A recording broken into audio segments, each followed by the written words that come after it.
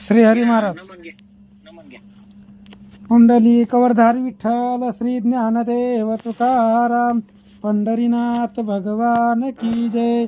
प्रभु श्री रामचंद्र भगवान की जय. लोकाभिरामं रणरंगधीरं राजीवनेत्रं रघुवंशनाथं कारुण्यरूपं करुणाकरन्तं श्रीरामचंद्रं शरणं प्रपद्ये.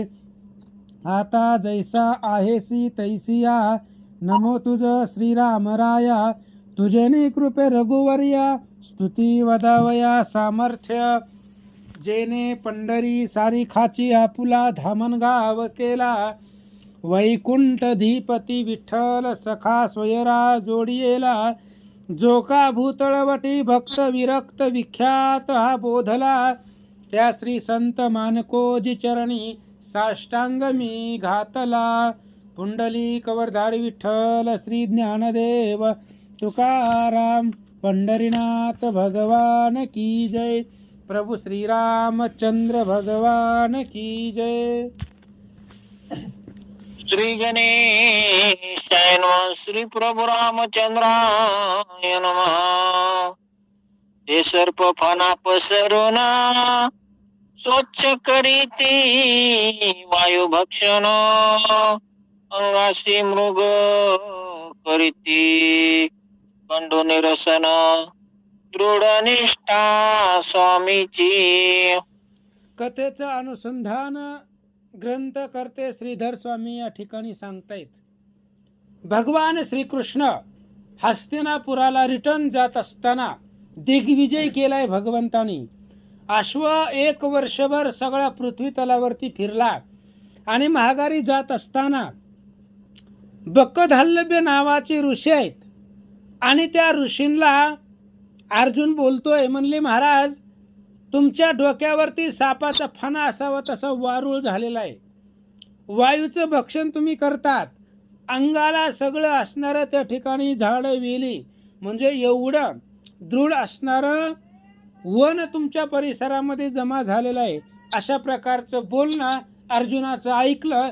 महाराज काय म्हणतात, ऐसे ऐकता पार्थ वचन.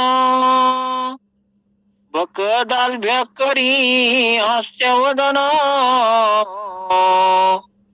मग बोलतसे वचन. ऐके पुत्रा पंडूच्या. त्यावेळेस बकदालभ्य ऋषीला हसू आलं अर्जुनाचं बोलणं ऐकून. आणि अर्जुनाने विचारलं होतं, महाराज घर का केलं नाही? तुम्ही एवढा दिवस झालं इथं राहताय, मग घर का केलं नाही? असं बोलणं ऐकल्यानंतर ना बकदालभ्य ऋषीला हसू आलं आणि बकदालभ्य ऋषी अर्जुनाला म्हणतात, ऐके पुत्रा पंडूच्या. पंडू राजाचा सुपुत्र असणारे अर्जुना काय बोलतोय जरा ऐक. ऐक पार्थ मम वचन. गृह न कराव याचे कारण. प्रियोग्याध पुतन. सदैव जाना क्लेश भोग. त्यावेळेस अर्जुनाचं बोलणं ऐकून बकधालभ्य ऋषी सांगू लागले, बोलू लागले, अर्जुना ऐक म्हणले, आम्ही घर का बांधले नाहीत? घर न बांधण्याचं काय कारण आहे? तू विचारलं होतं घर वगैरे लग्न वगैरे काय, म्हणजे एवढे दिवस झाले तुम्ही राहतात. त्यावेळेस तुला सांगतो म्हणले, ऐक स्त्री व गे अधपतना. लग्न झाल्यानंतर ना पुन्हा संसाराचं क्लेश दुःख भोगावं लागतं असं महाराज सांगतात. सोडनिया उत्तम साधन. अधर्माचे करावे संस्थापन. केशे मिळवावे धन. देवेचून श्री करावी. आणि बकदालभ्य ऋषी सांगतात, अर्जुना उत्तम साधन सोडून अधर्माची निर्मिती का करायची? म्हणजे उत्तम साधन कोणचं आहे? भगवंताचं नामस्मरण करणं, चिंतन करणं ही चांगलं साधन आहे. मग हे सोडून देऊन संसार करणं किंवा आपण हे समजा क्लेशानं दुःखानं धन मिळवणं काही सोपं आहे का? शरीराला त्रास द्यावा लागतं, कष्ट करावं लागतं, त्याच्यामधून धन मिळवायचं आणि ते धन खर्च करून पुन्हा स्त्री प्राप्त करून घ्यायची असं महाराज सांगतात. ती मिळालेली कर्कश तरी त्याची भोगावी नरक दशा. सांडोनी जाता अन्य देशा बोलीव दुःख भोगवी. आणि बकधालबी ऋषीने सांगितलं, अर्जुना दुःख शरीराला द्यायचं, त्याच्यामधून धन मिळवायचं, त्याच्यामधून लग्न करायचं, स्त्री प्राप्त करायची.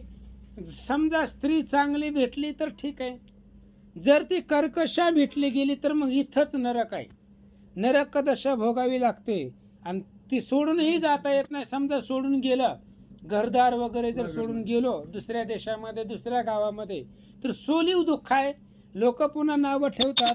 अशा प्रकारे म्हणजे जर संसाराच्या मागं लागलं तर चहूकडे दुःखच आहे असं महाराज अर्जुनाला सांगतात. जरी स्त्री मिळाली चंडी तरी ती माय बापाटे विखंडी. बंधुजनाची अस तोडी मुनी घरा येऊन दी. आणि समजा आम्ही लग्न केलं आणि जर स्त्री तापट स्वभावाची निघाली, वाईट निघाली तर ती मग आई बापांचा विघाड करते, भाऊ भावामध्ये भांडण पाडते, मग घराला कोणाला पाहुणे रावळे येऊ देत नाही, भाऊ भावाचं जमत नाही. अशा प्रकारे स्त्री जर संसारामध्ये घरामध्ये आली तर तिच्यामुळं अनर्थ, स्त्री ही अनर्थाची मुळं बालकांडामध्ये नाथ महाराज सांगतात. मग अनेक दुःख भोगावं लागेल असं महाराज अर्जुनाला सांगतात. तथापि करावे पोषण करून नीचाचे सेवन. सोडून स्वधर्माचरण द्रव्यार्जन करावे. समजा अर्जुना तरी पण असू दे, आता कसली का आसाना मिळाली तिचा स्वीकार करणं, तिला सांभाळणं आपलं कर्तव्य आहे. म्हणून जरी तिचा आपण सांभाळ करण्याचा प्रयत्न केला तरी सोपं आहे का ते सुद्धा? मग त्याच्यासाठी धन लागतं, तिचे हट्ट पुरवावे लागतात. मग त्या धनासाठी काय करावं लागतं?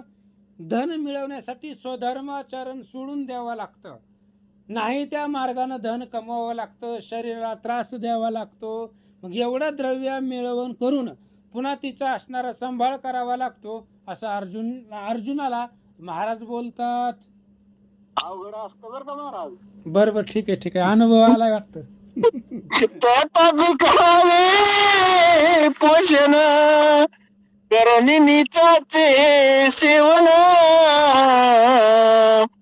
सोडणी स्वधर्माचरण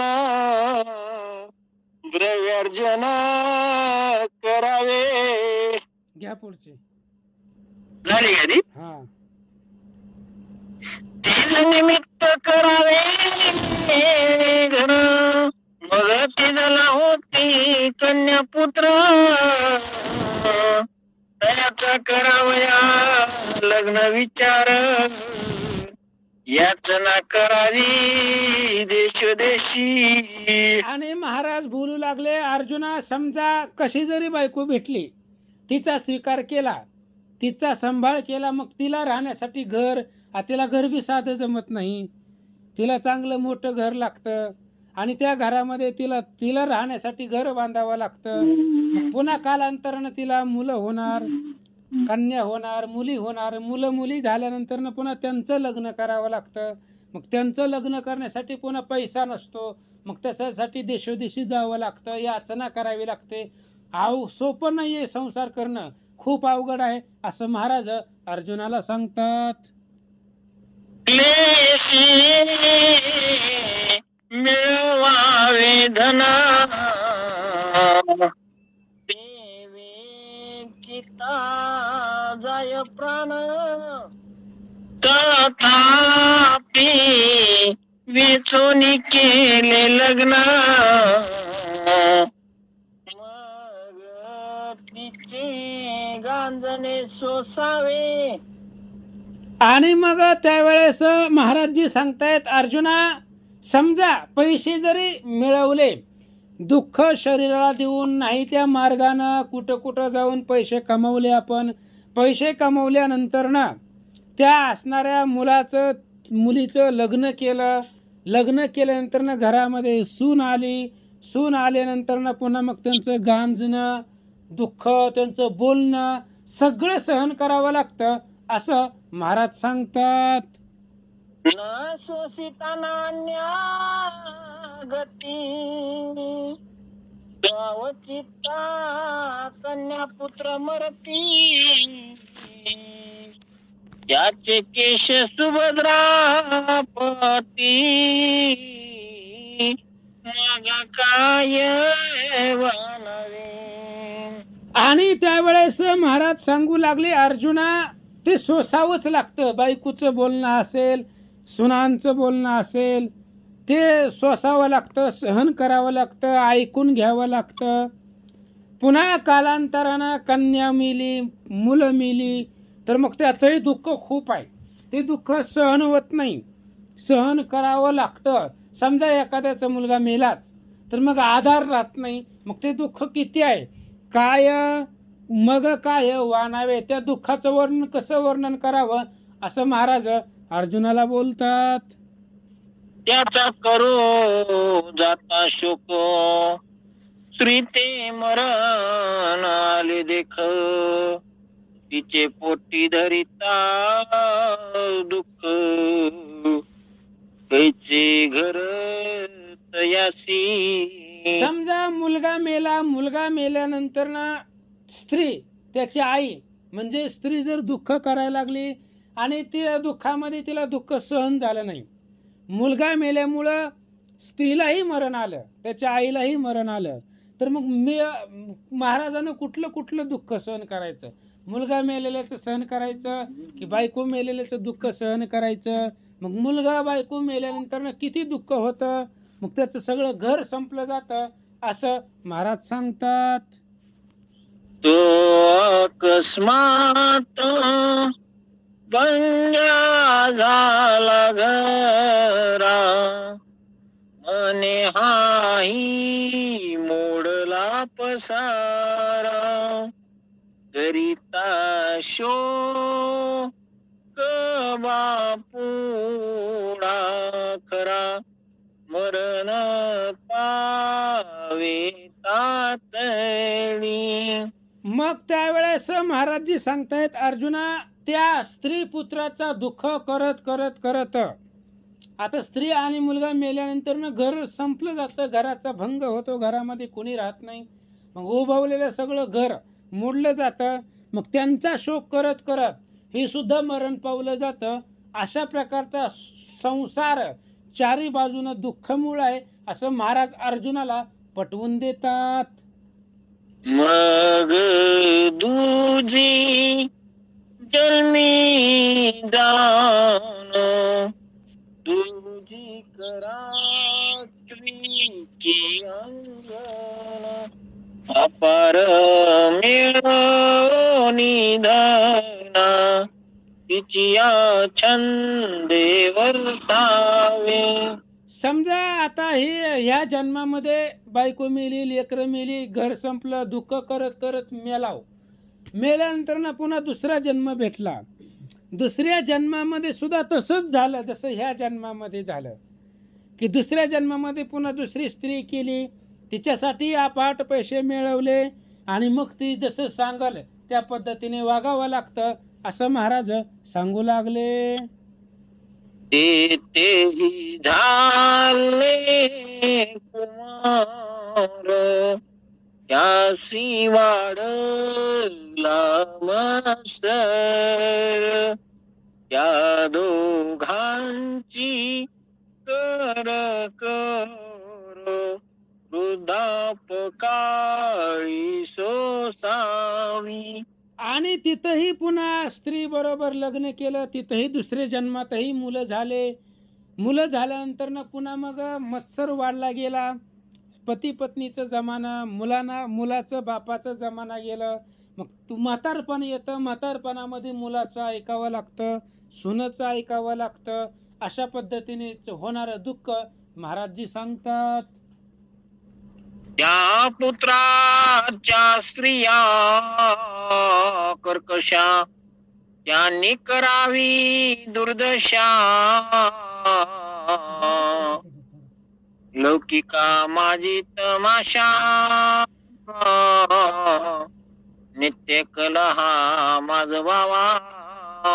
आणि मग अर्जुना ते असणाऱ्या मुलांच्या स्त्रिया म्हणजे सुना कर्कशा निघणार. त्यांनी पुन्हा आपली दुर्दशा करावी म्हातारपणामध्ये. मग ती लौकिकामध्ये तमाशा होतो, लौकिकामध्ये ती चांगलं दिसत नाही.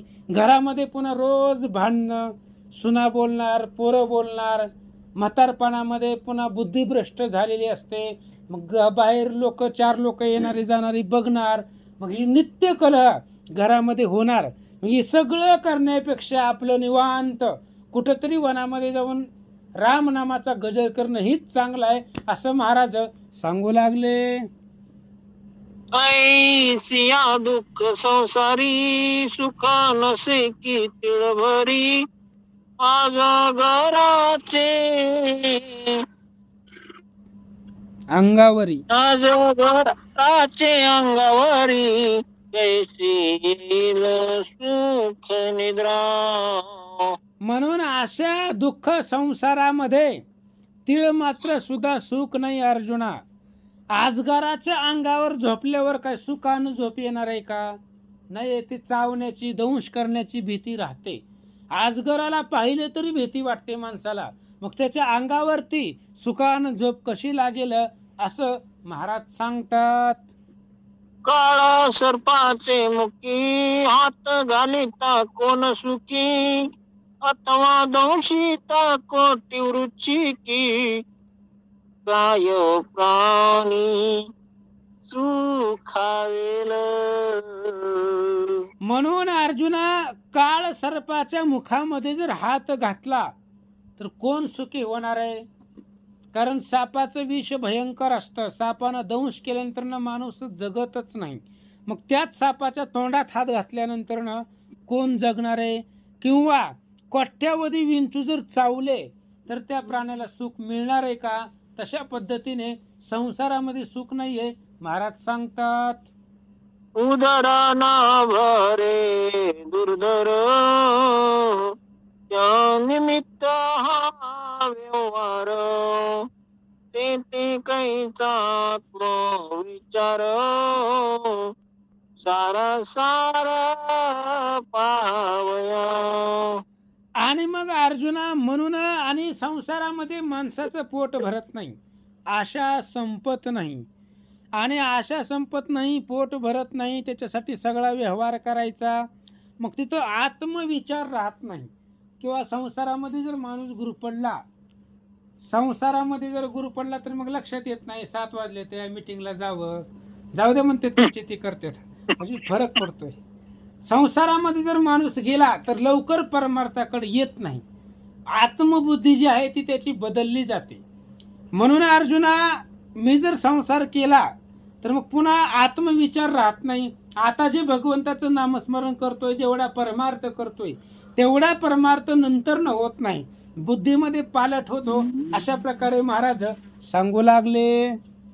ऐसा जाणो निर्धार, त्या संपादिला नसे गृहाचार. जळो जळो तो विचार, कृष्णा सागर अतिवाडे. म्हणून अर्जुना, मी विचार केला, निर्धार केला. जर आपण लग्न केल्यानंतर पुन्हा मग मुलं होणार, त्या मुलाला मुलं होणार, मग त्यांचा सांभाळ करावा लागेल, संसार वाढत जाईल. मग ह्या सगळ्यामध्ये भगवंतापासून जीव दुरावला जातो. म्हणून मी घरच बांधायचा विचार केला नाही.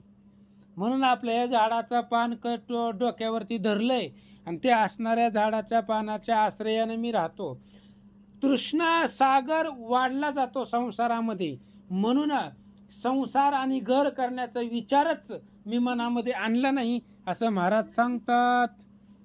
माझी स्त्री हे माझे क्षेत्र,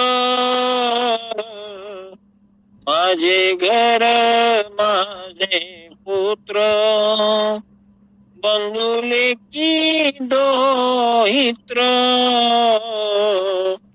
पशुजन हे माझे. आणि मग संसारामध्ये गेल्यानंतर ना मीपणा वाढला जातो.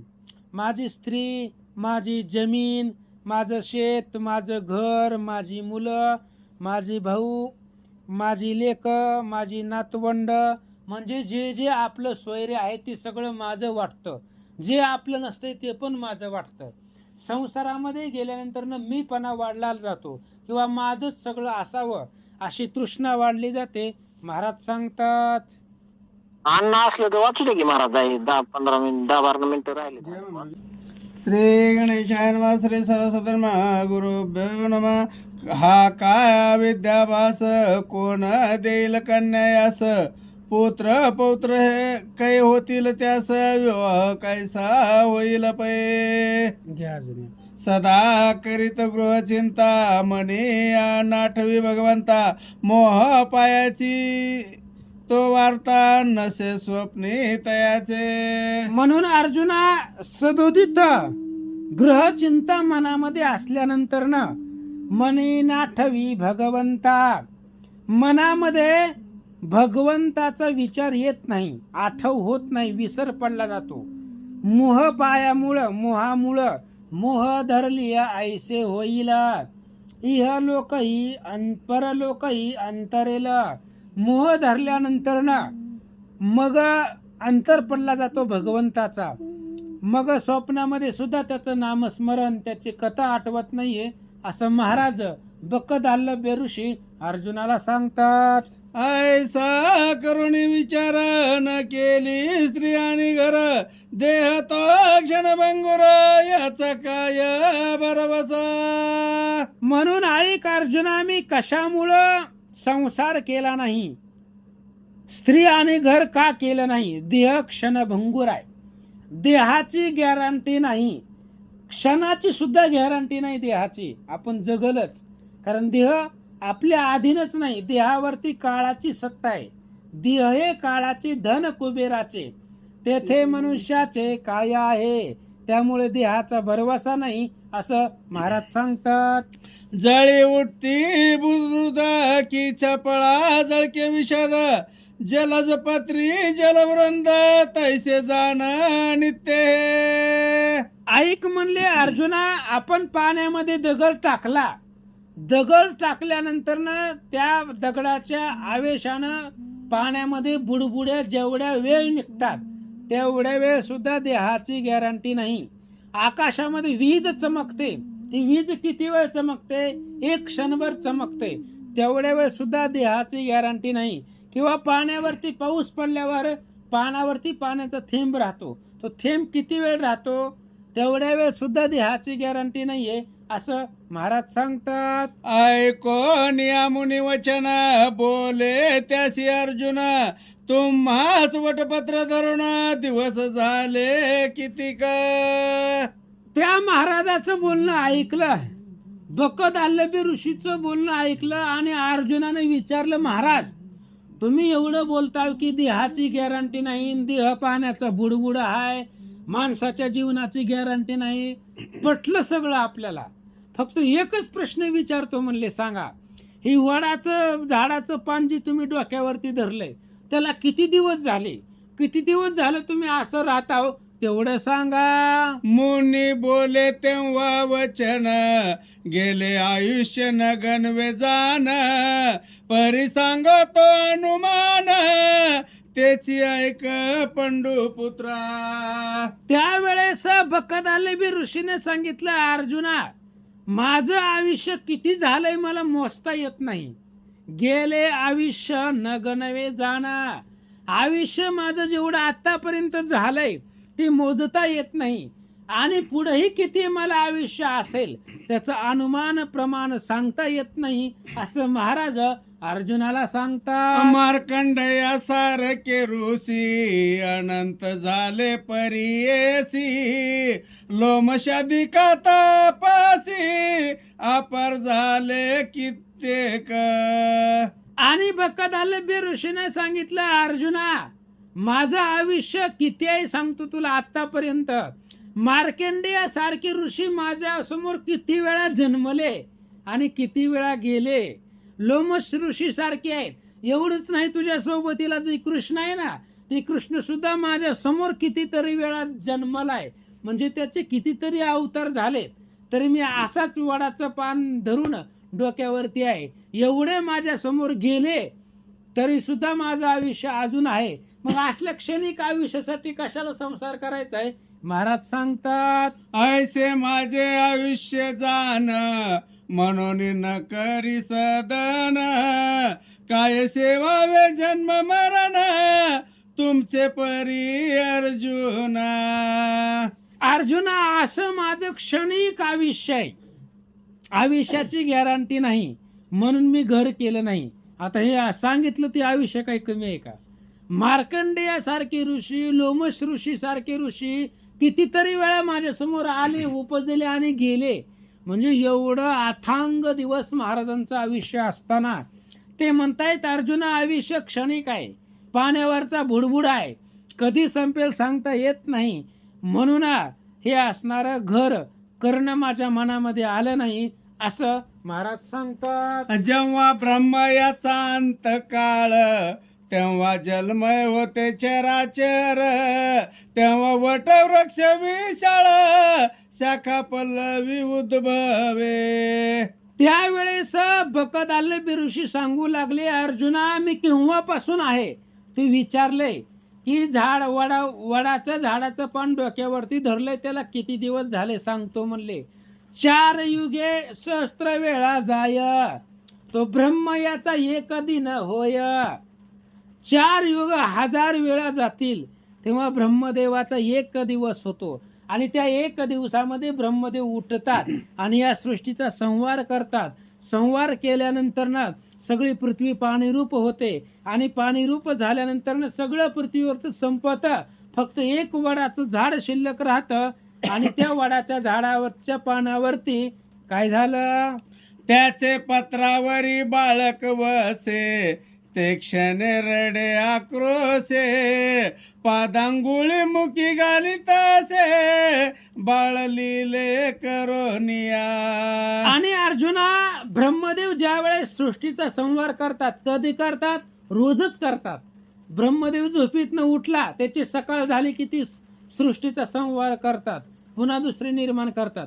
मग ही ब्रह्मदेवाचा एक दिवस म्हणजे कधी आहे, 4 युग सहस्त्र वेळा जाय, तो ब्रह्म याचा एक दिन होय. हरिविजय मधली ओवी आहे. मग ब्रह्मदेव त्यांच्या अनुसंधानानं रोजच या पृथ्वीचा नाश संहार उत्पत्ती करतात असं म्हणले. ज्यावेळेस ब्रह्मदेव ह्या सृष्टीचा संहार करील त्यावेळेस वडाच्या झाडाच्या पानावरती एक लेकरू, ती लेकरू रडतं, आपल्या पायाची आंघोळी मुखामध्ये घालतं आणि बाळ लिहिलं ते लेकरू रडत बसलं. मी माझ्या डोळ्यानं पाहिलं. सो नासिक सुवदन, सुस्मिता कर्ण नयन, त्याचे होता मज दर्शन, मग मी सागरी बुडी देतो. आणि ती लेकरू कसं आहे हो, ती लेकरू जर पाहायला गेलं तर सुनासिक चांगलं नाक आहे, सुवदन आहे, सुस्मित आहे, आकर्णपर्यंत त्याचे नयन आहे. म्हणजे ते असणाऱ्या त्या बालकाचं वर्णन करायचं नाही का. 8 वाजता आपल्याला ऐकायला भेटणार आहे. त्या बालकाचं वर्णन महाराज करणार आहेत, वेदांताचार्य महाराज आहेत, त्यांच्या मुखामधून ऐकू. श्रीराम रूपेची अरूप, परितो रूपेची स्वरूप, रूपेची जिंतीला कंदर्प, हे ऐकायला भेटणार आहे आपल्याला. म्हणजे ते लेकरू किती सुंदर होता त्याचं वर्णन आपण पुढे ऐकू, वाचा. ते बाळ दसे ज्ञान, विसरले आत्मस्मरण, ते न देखावे माझे न, मग मी बुडी देत असे. मग काय झालं अर्जुना, ती जी लेकरू आहे ती लेकरू बाळ दशेमध्ये होतं, अज्ञान होतं आणि ती स्वतःच आत्ममरण विसरलेलं आहे.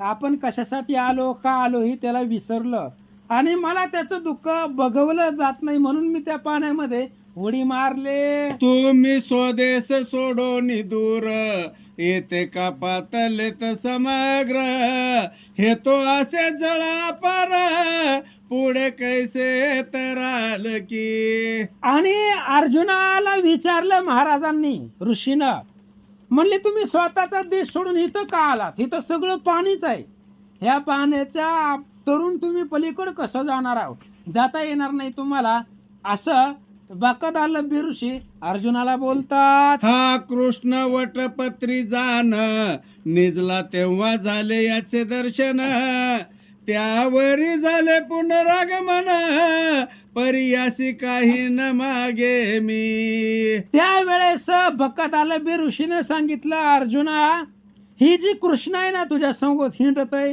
ही कृष्ण माझ्या समोर त्या वडाच्या झाडाच्या पानावरती जन्मलंय, मी त्याला बघितलंय, पायाचं अंगठा ती त्याच्या मुखामध्ये घालीत होतं, तेव्हापासून मी ह्याला ओळखतोय, पाहतोय, हे माझ्या समोर जन्मलंय आणि याच्यानंतर ना आता मला याचं दर्शन झालंय. आता ते मोठा झाला असेल, त्याला लक्ष्मी भेटली असेल, लग्न झालं असेल, पण मी याच्याकडे आतापर्यंत काही मागितलं नाही, असं महाराज अर्जुनाला बोलतात. कृष्ण हा झाला तरुण लक्ष्मीवंत झाला पूर्ण, आता तुझ काय मागू दान धर्मदर्शन करवी माते. बकादलभ्य ऋषीनं सांगितलं, अर्जुना हे कृष्ण माझ्या पुढे जन्मलंय, आता जे तुझ्या समोर हिंडतोय ना, तुझ्या सोबतीला आहे ना, ती माझ्या पुढे जन्मलेला आहे आणि कितीतरी जन्म माझ्या पुढे झाले, असं म्हणले. आताही कृष्ण मोठा झालाय, लक्ष्मीवंत झालाय, लक्ष्मी याच्या चरणाची दासी आहे,